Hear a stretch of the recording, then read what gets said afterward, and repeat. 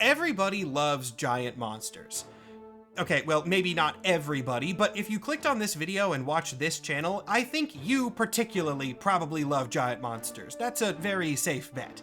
From the Avengers to Power Rangers to really every corner of the superhero genre, giant monsters are a classic archetype of antagonist, but you rarely see them on the other side of the equation. You don't often see good monsters.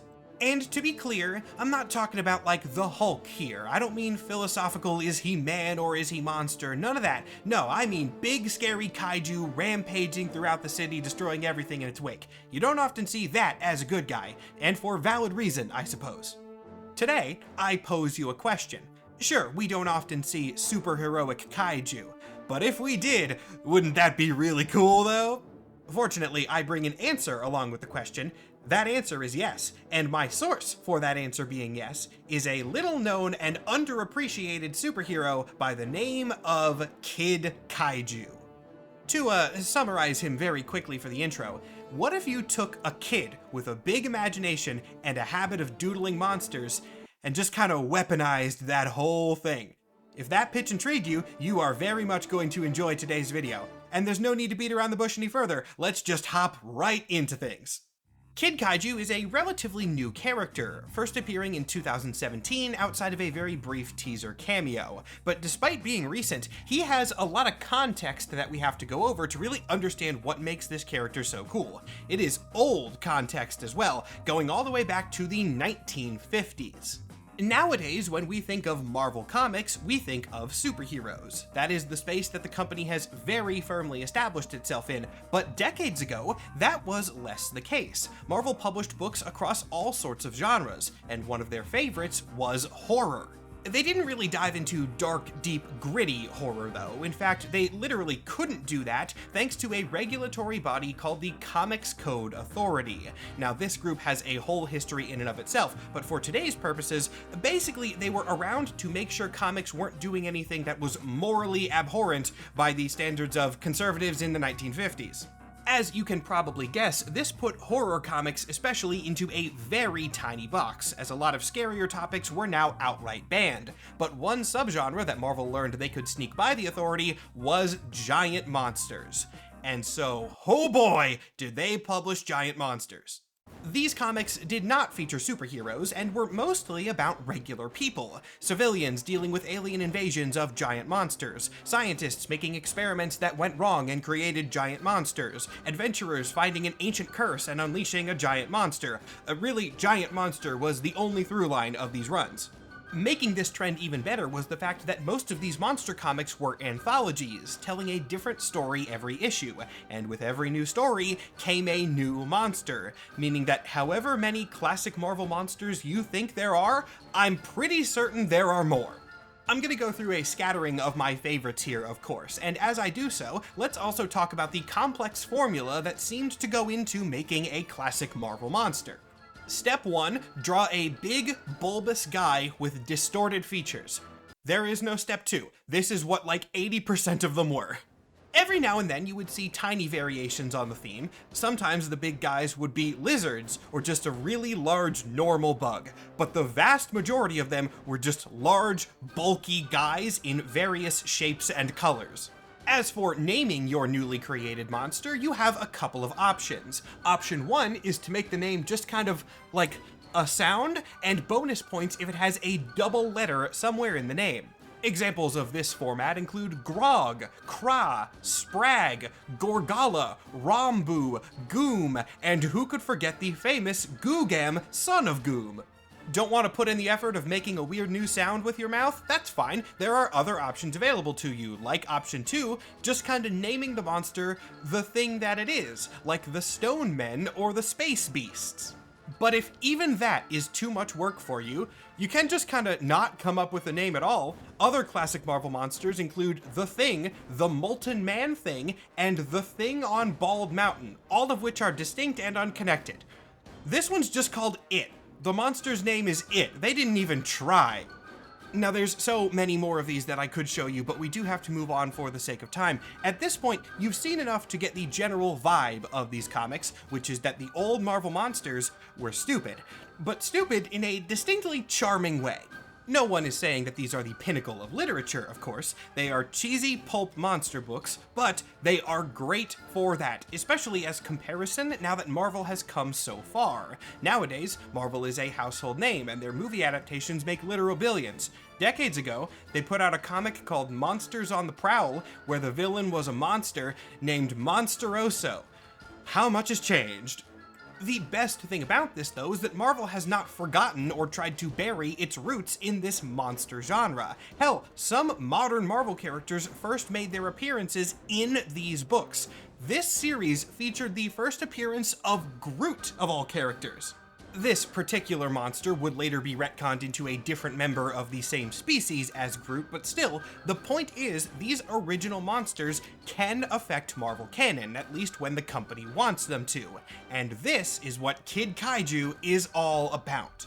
So, with the context established, let's zoom forward to 2017 and a very fun little Marvel miniseries called Monsters Unleashed. Just from the cover of this comic alone, you can tell I was not exaggerating about the context being relevant. There are a bunch of classic Marvel monsters right here in the modern art style. The plot of Monsters Unleashed is an incredibly simple one. There are a bunch of giant kaiju monsters suddenly attacking various cities around the planet, and nobody's entirely sure why. You can immediately tell that the designs for these monsters are a lot more horror-y than they were back in the 50s. No Comics Code authority to hold them back here, so the artists are going more all out with it. They're still kid-friendly horror kaiju at least, but you can tell that they have more eyes and teeth, etc., and that design distinction is not just because of the modern style. There is actually lore significance to these, because these monsters are a specific species called Leviathans, which, yes, is just Leviathan, but with an O instead of an A at the end there. Much of Monsters Unleashed, especially for the first couple of issues, is just fight scenes of superheroes versus big monsters, which works because it's very self-aware and awesome. Pretty much every superhero team on the planet is involved in this. We see fight scenes with the Avengers, the X-Men, the Guardians of the Galaxy, the Wakandans, even the Inhumans, because this was 2017 when the Inhumans were still relevant. In fact, one particular Inhuman is going to be vital towards repelling this entire invasion, an 11-year-old boy named Kei Kawade. But before I get to him specifically, I should do a quick segment for everybody's benefit. What exactly is an Inhuman? Sorry to the established Inhumans fans out there, but they have been irrelevant for so many years that at this point I feel like I need to give a refresher to everyone who might not know their lore. And boy, is Inhumans lore complicated. I have a feature-length video on this in the works, but that's going to take some time, so I'll give you the basics of what you need to know now. To summarize very quickly, the Inhumans are a genetically modified offshoot of humanity who have a sequence in their genetic code that gives them superpowers upon exposure to a specific substance called Terrigen. For most of the Inhumans' publication history, the vast majority of them lived in concentrated secret civilizations, but in the 2010s, Marvel tried and failed horrendously at making them the next big thing. That's why the feature-length video is so complicated. There's a lot of real-world mess to wade through, but Kid Kaiju is one of the good characters to come out of this push. Basically, Black Bolt, king of the Inhumans, made it so that Inhuman powers were no longer contained to just their civilization, and he did this by releasing a big cloud of Terrigen mist that then just kinda started sweeping over the planet, giving superpowers to anybody who randomly happened to have Inhuman genetics among the human population. Kei Kawade was one of these people, so the Terrigen cloud passed over his home, he went into a weird cocoon, and then came out of it the exact same, with nothing apparently having changed at all. Kei's parents were concerned, of course, but he really didn't show any signs of superpowers manifesting. He was the exact same kid that he was before he went into the cocoon, and so everything seemed fine. The family was lucky, their kid did not turn into some kind of freak. And then, a giant monster attacked the city they lived in. Hilariously, this was not the tip-off that something was wrong related to them specifically. This is the Marvel Universe after all.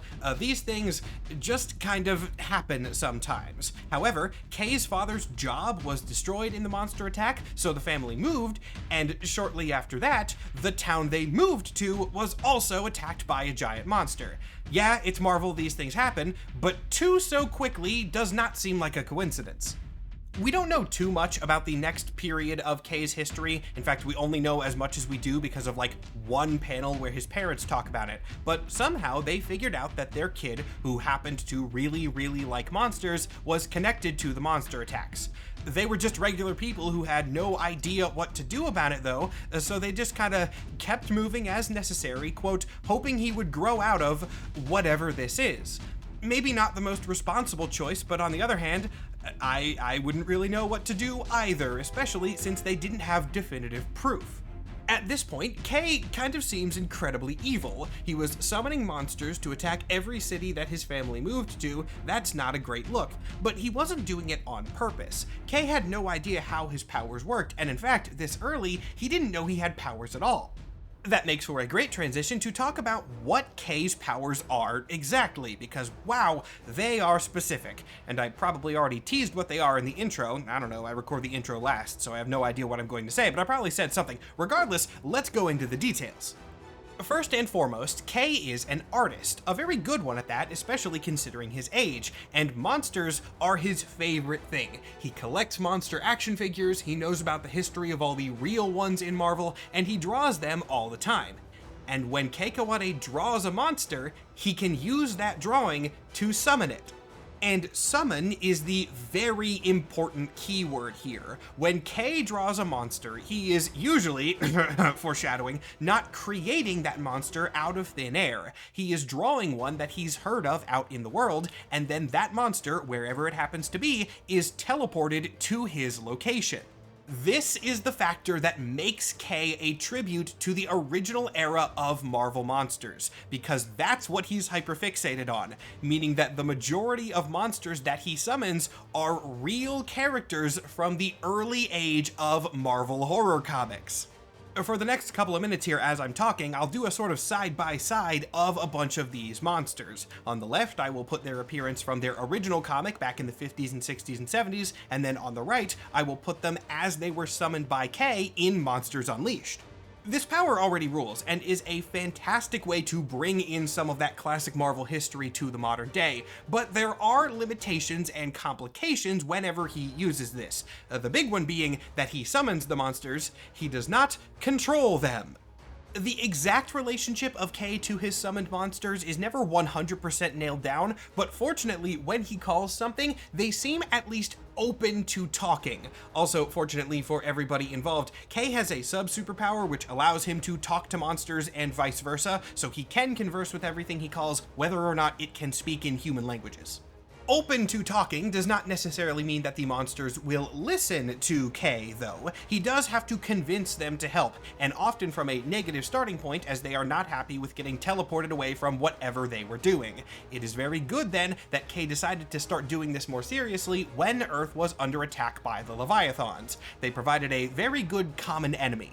From here, the plot is somewhat predictable, but again, this comic is not really trying to be complex, it's trying to be a bunch of monster fights. Kay, who is just starting to become aware of how his powers work, sees the news of a bunch of monster attacks happening around the world, and decides that he might be able to help. So he does what he draws best, calls a bunch of monsters, and rallies them to the planet's defense.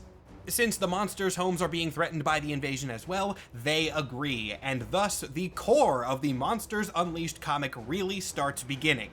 Horrifying eldritch monsters from space versus an army of classic monsters from Marvel's own history. Facilitating this gigantic monster war is another aspect of Kay's powers, which is that he figures out he doesn't have to summon the monsters to him. By drawing them in different locations, he can send them to those locations. So he acts as a sort of coordinator, sending the monsters to hot spots around the globe where Leviathans are landing. At this point, I'm going to address a big question I'm sure a lot of you have already been asking, that being, what exactly counts as a monster? Because that's an extremely vague term that could just kind of be like anything. Even if we limit it to giant monsters, that's still pretty vague, and it's about to get even more vague, because the comic addresses this as well, but not in the way you'd expect. When a bunch of allied monsters enter the fray, the heroes are understandably curious about how on earth that happened, and so they and S.H.I.E.L.D. and Elsa Bloodstone track Kay down so they can interrogate him about how the hell he's doing all this. And he doesn't really know either. He's an 11-year-old boy. From his perspective, he draws the monsters and then they appear, and that's cool. And that is all he knows, which is valid. To test his abilities, he draws a monster right then and there to show them. And the monster he chooses is Devil Dinosaur. And when he summons Devil Dinosaur, which does work, he also brings Moon Girl along. This raises so many questions. For one, it kind of lowers the restriction on giant. Devil is a T-Rex, but like compared to the Kaiju that are attacking the city, he's not that big. Also, does the magic or inhuman magic or whatever it is count Moon Girl and Devil as the same type of being? Or was Moon Girl summoned because she was riding Devil at the time? Also, she's human, so why did she come along by that restriction? I don't know, there's a lot of things, and the comic does not answer them, but intentionally so. Kay gets bombarded with questions during this whole scene, and I don't want to say he dodges the questions because he gives reasonable answers given that he is an 11-year-old boy. Elsa Bloodstone asks what would happen if he draws a dead monster, and he says he doesn't do that because he doesn't want to accidentally kill any of them. Captain America asks what would happen if he drew a person like himself, and Kay says that he doesn't do that because superheroes are hard to draw, and he likes drawing monsters. As if that sequence doesn't really make this clear enough, Spider-Man right at the end of it just straight up says that Kay has a cool if somewhat undefined power set, so the book is making it very clear that you are supposed to look at his abilities as a rule of cool kind of thing. He's an 11-year-old kid who summons monsters, and he's a tribute to Marvel's classic days, and that's awesome, so don't worry too much about defining it. It's a comic book and it's great, so let's just enjoy the monster fights. Hilariously, out of all the things that they do try to define, they try to tie him to Inhumans lore a little bit more by saying that there was an ancient Inhuman tribe out in space, which was an established thing, and like they had a character who could summon monsters too, and this same army of Leviathans tried to kill her too, and it's a whole thing, and it doesn't really matter because again, this was in the 2010s when Marvel was really trying to make the Inhumans a thing, and that did not work, so I'm not going to bother going into it here. It is truly not important, not even to this comic. Now, having talked to Kay and at least understanding how he works a little bit more, the superheroes are wary of his insanely strong abilities, but also recognize that Earth is still under attack by armies of Kaiju, and this kid is maybe their best bet at succeeding. So they let him help, and he operates out of a S.H.I.E.L.D. facility, sending monsters all over the planet, earning him the codename Kid Kaiju as bestowed on him by Spider-Man, which does feel right. More fight scenes ensue, but the comic is not over yet. After all, this is a kaiju story, and anything with a big army is not going to be the big bad. There has to be a final boss, and all of these alien monsters are coming from a single source: the Leviathan Mother, which is now making its way to Earth as well. The mother of these monsters is, of course, far bigger and far stronger, and with the help of her remaining children, she is able to defeat Kay's entire monster army. And since he summons ones that are already existing, he can't summon any more. He has summoned every monster that he knows from the entire planet, and they have all fallen before this giant beast. So it looks like Earth is doomed, but then Moon Girl, who has of course still been around this whole time, she's not gonna leave during this action, notices something in Kay's notebook and comes up with an idea. Next to all the Marvel classics from the history of this world, there are a couple unfinished drawings, and those, it turns out, are Kay's original characters. You know where this is going. Time for his powers to get even stronger and even more ill-defined. As a last-ditch effort to defeat the Leviathan Mother, Kay finishes his drawings and summons 6 new monsters to the battlefield. New being the operative word. These are not creatures that have existed before. Kid Kaiju just straight up creates life in this scene. His new group consists of 6 monsters, all featuring different kaiju and giant archetypes of various sorts. Slizik is your classic fire-breathing, dragon-like kaiju, and had to have a reptilian one in there. On the bestial side is Fireclaw, a giant aggressive fire tiger that only speaks in the third person. Hive is an energy kaiju, an electrically charged behemoth who doesn't talk at all, he just makes lightning sounds. Two of them are robotic. Aegis is more the piloted mech trope. You can see some Evangelion and Pacific Rim inspiration in his design. And then Makara is more like a robotic organism, very Transformers inspired. Finally, there is the objectively best one, Scrag. Scrag is a giant bug, he's also the most talkative of the bunch, and he speaks like a stereotypical supervillain, very grandstanding and megalomaniacal, but like, he's also really nice. In fact, screw it, I need to do a reading of his first panel. Know, O mortal world, know and lament. Know that the mighty Scrag wishes there was a peaceful resolution to this conflict. And he's like this constantly. There's actually another panel later that I have to do another reading for, where Kay is just like chilling, drawing, and then Scrag appears next to him and he goes, "The mighty Scrag commands that you explain your activities, for he is genuinely interested in those around him." He's great, I love him, and he also does something very interesting for the lore, which is make it really, really clear that the monsters Kay created are like independent sentient entities. They have their own thoughts and personalities. They are not just shells that he has created. When I said he created life a bit ago, I was not exaggerating, and it is something that the comic will deal with shortly. Kay's new monsters fight the Leviathan Mother, but don't win, at least not immediately, and also not without casualties. Fireclaw does not make it through this battle. He gets straight up impaled by the Leviathan Mother only a few pages after his debut, establishing a possible weakness for Kid Kaiju in the process. He is still in some capacity connected to the monsters that he creates, and if one of them dies, it will cause Kay physical pain. By the way, Fireclaw does not get revived. Once one of Kay's own monsters dies, it is dead forever and he cannot revive it. With the stakes now exponentially raised as there are only 5 monsters remaining, Kay pulls out his final trick, because there is one more kaiju trope that this comic just had to hit right in the final bit. It is Megazord time! Kay tries something he has never done before and draws a combined version of his 5 remaining creatures, fusing them into a much larger one with all of the previous powers named Smasher, which is a little bit simplistic, but whatever. Kay himself is in the chest of this thing. It really is a Megazord reference because he is piloting it directly, and with all of its mighty powers of an 11-year-old boy's monster OCs, it beats the Leviathan Mother once and for all. God, this comic is just really dumb fun, and I enjoy it very much. After the Leviathan Mother's defeat, the comic wraps up pretty quickly, but there are some implications that we definitely need to go over. For one, Smasher splits back up into the 5 component parts, but they do not vanish. They're still around. We will deal with that in a minute. Also, the surviving monsters that Kay summoned, not his creations, but the ones that already existed, go back to where they were, but they do tell Kay not to summon him again because they were doing their own things and they will only help defend Earth if like their own home is threatened. So they're an option on the table, but not something he can use a lot. Through a joint effort by S.H.I.E.L.D. and the Inhumans, Kay and his family are given a private island that they can live on, which is also large enough to accommodate the 5 monsters. Because again, they're still just here. He legitimately created life. That is a thing that he can do. I cannot stress it enough. And then Monsters Unleashed is over.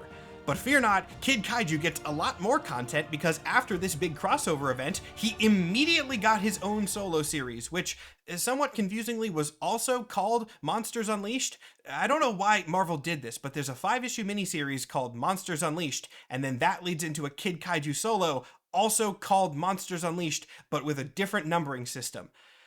Whatever, it's really all one series anyway.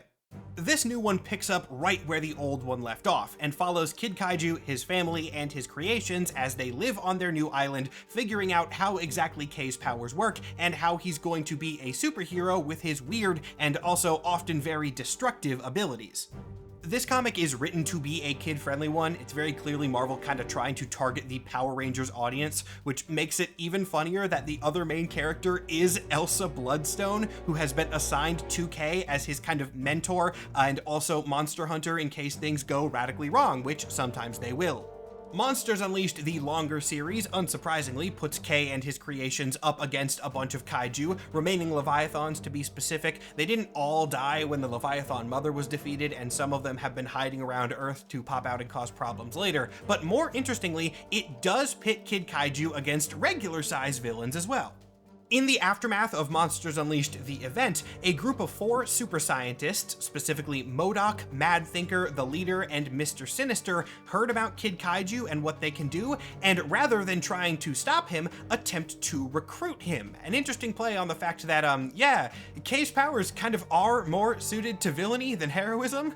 The comic acknowledges this pretty actively. They make a recurring plot point that when K enters the battlefield, he can often cause more damage than help, even if he's trying to do his best. And so the villains are like, yeah, come work with us, we'll help you train your powers, and you can make even more destructive monsters because that's what you're really good at. He rejects their offer, of course, and summons a bunch of monsters to beat them up as he does, forming an unlikely friendship with Mole Man along the way. Mole Man is, of course, another monster character, and he kidnaps K earlier in this arc, but less for nefarious reasons. Rather, he wants K to restore life to several of his dead monsters who he sees as family.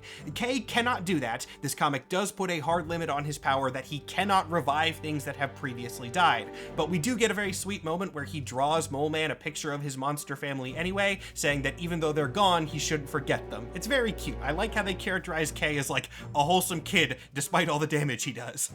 Speaking of K's ability to create life, though, we should address how this comic expands upon that absolutely insane ability. First off, K decides that he's not going to make any new monsters unless there's absolutely no other option. He recognizes the weight of what he's done, and by his own admission, doesn't want to do that again until he fully understands what creating life means, which is a good decision. This arc also adds a lot more weight to that already insane thing by establishing that K's new creations do have their own memories and histories. Scrag recalls being born in an alien hive world full of others of his kind. Aegis remembers being assembled in a faraway giant robot factory, but like, neither of these places are real. They are fully fictionalized as these characters are fictional. And they also are aware of that. They don't think that they're quote-unquote real. They knew that K drew them, and so they know that their histories are fake despite having memory of it. With all this, you can see why he decides not to do more of it for the time being. Kid Kaiju is not going to have time to think about the philosophical ramifications of that, though, because he's about to get pulled into Venom lore, of all things, which sounds random at first, but trust me, will make a lot of very cool sense.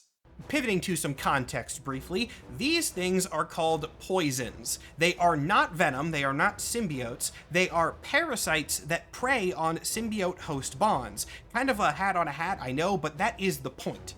If a poison in its unbonded state comes into contact with a symbiote and host pairing, it third-parties the connection, overriding both of them and fusing all three into a new composite being with the abilities of all its component parts. Basically, poisons are symbiote natural predators, and they're very scary to that race.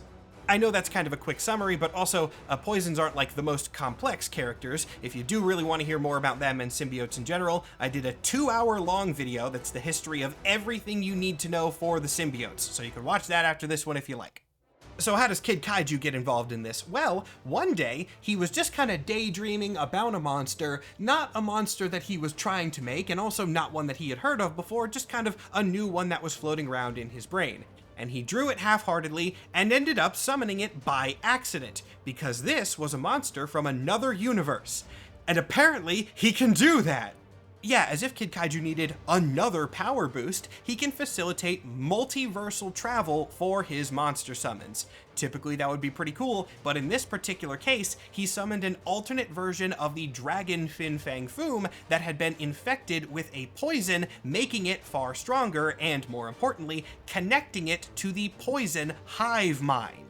The hive mind is actually how this thing got into K's brain in the first place. Poisons, especially in large numbers and the one bonded to a magic dragon, have telepathic abilities, and Fin Fang Foom Poison Edition was influencing K from across the multiverse, basically tricking this kid into summoning him. That's why he was having these weird abnormal dreams of this monster dragon. They weren't normal dreams, they were telepathic influence. Now you might be wondering why. Why did this telepathic alien symbiote poison hybrid dragon from another universe want Kid Kaiju specifically? And the answer is really simple. Kid Kaiju's powers are great for a parasitic hive mind. After all, if the poisons were able to infect Kid Kaiju and gain access to his powers, they could use him to create an infinite number of monstrous host bodies that they could then infect, increasing their power, I guess, infinitely given enough time. Cue Kid Kaiju's next crossover appearance in the Venomized event, where he has to team up with Venom and the X-Men to stop the poisons from getting a hold of him. Venomized is an awesome new take on Kid Kaiju, especially because it's one where we get to see him in a little bit less of a kid-friendly context. Monsters Unleashed is a comic written to be for kids, of course, and Venomized, I mean, it's not like mature rated, but Carnage is in it, so how kid-friendly can it really be?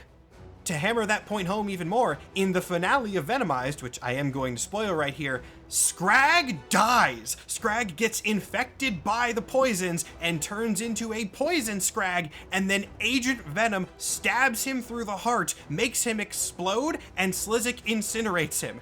And as Scrag is bleeding out on the ground, he looks at Kay and tells him that even as he's dying and infected by an alien hive mind, he still loves him. Jesus Christ! Thankfully, I'm happy to report that even though Kay cannot revive his creations, Scrag was not dead for very long. He survived because of a cheesy Deus Ex Machina power, but not what I'm going to argue with, because I love Scrag. Being the bug kaiju archetype, Scrag occasionally showed the ability to split off these tiny drones which would follow his commands. They were part of a hive mind like the poisons, but they weren't biologically connected to each other. So when the main Scrag body got infected, some of his consciousness survived in one of the drones. That was not corrupted, and in Kid Kaiju's next appearance, we see that that drone is growing into a new Scrag. So he is still around. Technically, it might be like son of Scrag, I guess, but regardless, some form of Scrag did live through this event. Unfortunately, while that is the good news about Kid Kaiju's next appearance, the bad news is that his one after Venomized was also his last, at least for now. Kid Kaiju appeared one more time in a weird little book simply called Marvel Monsters. I guess at least it's not Monsters Unleashed for a third time, but wow, they need to give him some other book names.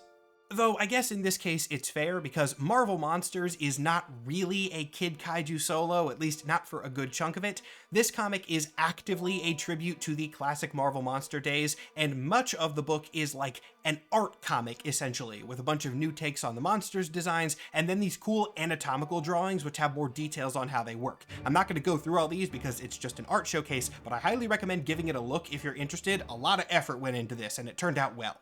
The lore around this art book, because it absolutely does have lore, is that this anatomical monster set is something that Kid Kaiju has found in universe and is looking at. And then before and after the middle chunk of the book, there's a little mini comic where he discovers that this thing belongs to a descendant of Victor Frankenstein, who also has the power to summon monsters. So there's like little comic sections at the beginning and end of the comic, which is about Kid Kaiju and his creations fighting young Frankenstein, not that young Frankenstein, baby Frankenstein, whatever, and his creations.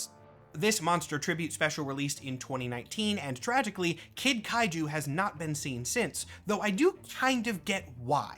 There are a few reasons for this, though they are all my speculation. The first is the less valid of the two, that being that Kei Kawade is an Inhuman, and Marvel doesn't like the Inhumans anymore.